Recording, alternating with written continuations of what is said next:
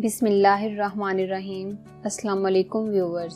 قربانی کے گوشت کو محفوظ کرنے کا سب سے بہترین طریقہ یہ ہے کہ اسے بغیر دھوئے آٹے کی بھوسی لگا کر رکھیں اور آدھے گھنٹے بعد نیم گرم پانی سے دھو کر محفوظ کریں۔ اس سے آپ کا گوشت بالکل صاف ستھرا ہو جائے گا اور اس میں سے اسمیل وغیرہ بھی نہیں آئے گی۔ اگر سالن بنانے کے بعد شوربے یا سبزی کے اوپر گھی یا تیل نہ آ رہا ہو تو اس میں آدھا چائے کا چمچ کسوری میتھی شامل کر دیں۔ اس سے چند سیکنڈ کے اندر تیل یا گھی اوپر آ جائے گا۔ چاولوں کو دم آنے کے بعد چمچ کی بجائے پلیٹ سے ڈش میں نکالیں۔ اس سے آپ کے پکائے ہوئے چاول کبھی نہیں ٹوٹیں گے۔ نرم پوریاں بنانے کے لیے پوریوں کے آٹے کو دودھ سے گوندیں تو پوریاں اچھی بنے گی۔ اگر آپ بلینڈر میں چٹنی پیس رہے ہیں تو اسے خراب ہونے سے بچانے کے لیے شروع میں نمک نہ ڈالیں، ورنہ چٹنی پتلی رہ جاتی ہے اور اس طرح اس کے خراب ہونے کے امکانات بڑھ جاتے ہیں۔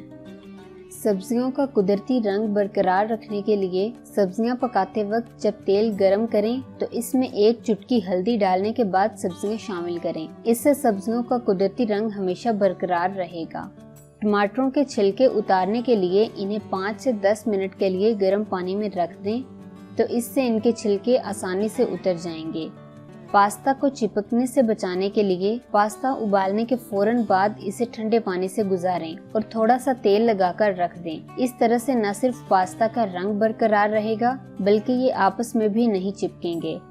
کھلے کھلے چاول بنانے کے لیے چاول پکاتے وقت اس میں 1 کھانے کا چمچ سفید سرکہ ڈال دیں تو اس سے آپ کے پکائے ہوئے چاول ہمیشہ کھلے کھلے پکیں گے۔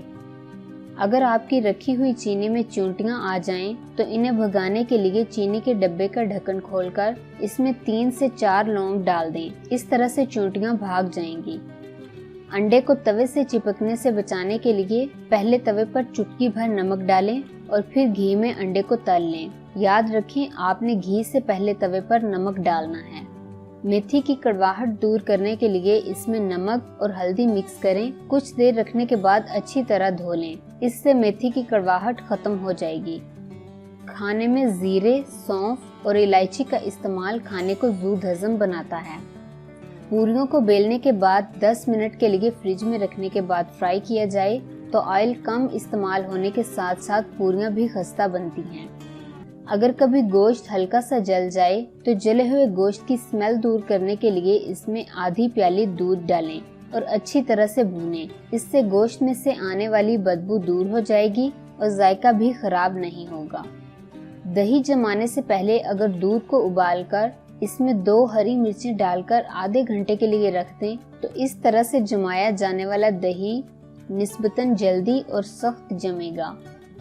اگر ڈبل روٹی باسی ہو گئی ہو تو اسے ایلومینیم فوائل میں لپیٹ کر اوون میں 10 منٹ کے لیے رکھ دیں۔ اس طرح سے آپ کی ڈبل روٹی بالکل تازہ ہو جائے گی۔ مچھلی کا چھلکا آسانی سے اتارنے کے لیے اسے دھونے سے پہلے اس پر تھوڑا سا سرکہ مل دیا جائے تو اس کا چھلکا آسانی سے نکل جائے گا۔ نرم اور پھولی ہوئی روٹیاں بنانے کے لیے آٹا گوندتے وقت اس میں نمک اور پانی کے ساتھ 2 کھانے کے چمچ آئل بھی شامل کر کے آٹا گوندیں۔ اس طرح سے گوندے ہوئے آٹے سے پکی ہوئی روٹی نرم اور پھولی ہوئی بنے گی۔ چاول اور دال اگر زیادہ لے کر محفوظ کر لیے جائیں تو اس میں کیڑا لگ جاتا ہے۔ اس کا بہترین حل یہ ہے کہ نیم کے تھوڑے سے پتے لے کر اس میں رکھ دیں۔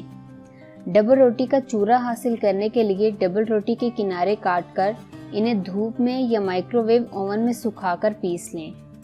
نرم کوفتے بنانے کے لیے صرف مرغی کے سینے کا گوشت استعمال نہ کریں بلکہ اس میں ٹانگ کا گوشت بھی شامل کریں۔ اگر ایسا نہ کیا جائے تو کوفتے سخت بنتے ہیں۔ مزیدار چکن ٹکوں کے لیے چکن ٹکوں میں مسالے لگا کر فریز کر دیں۔